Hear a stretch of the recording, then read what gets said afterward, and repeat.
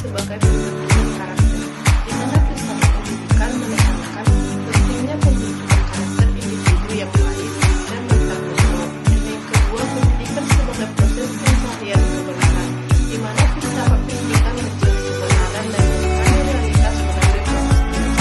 Yang ketiga, pendidikan sebagai proses pengembangan potensi. Filsafat pendidikan berfokus pada pengembangan potensi individu untuk mencapai tujuan hidup.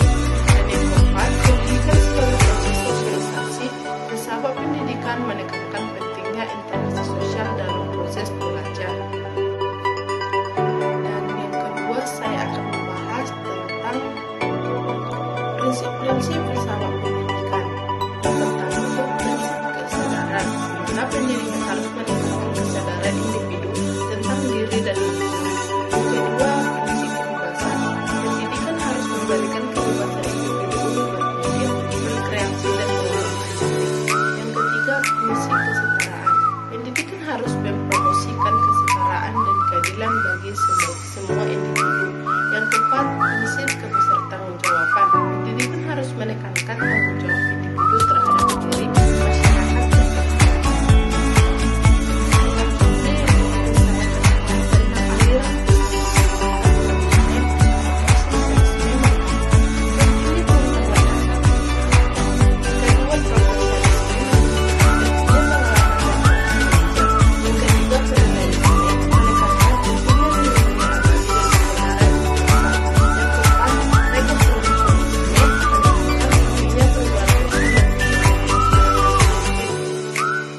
dan di sini juga saya akan membahas tentang tokoh filsafat pendidikan.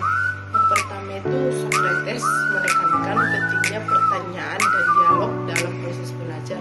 Yang kedua itu Plato menekankan bahwa pentingnya pengetahuan dan kebijaksanaan. Yang ketiga Aristoteles menekankan pentingnya logika dan pengamatan.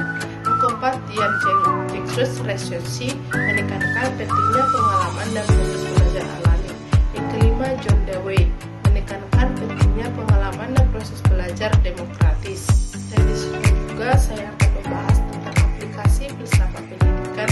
Yang pertama, pengembangan kurikulum, di mana filsafat pendidikan membantu menentukan tujuan dan isi kurikulum. Yang kedua, metode pembelajaran. Filsafat pendidikan mempengaruhi metode pembelajaran. Yang ketiga, penilaian pendidikan. Filsafat pendidikan membantu menentukan kriteria pendidikan.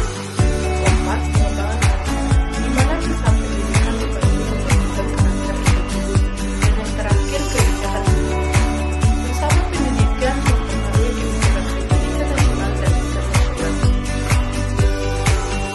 Jadi, kesimpulan dalam materi yang saya bahas ini adalah filsafat pendidikan adalah konsep yang memadukan pembentukan karakter, pengembangan potensi individu, kesadaran,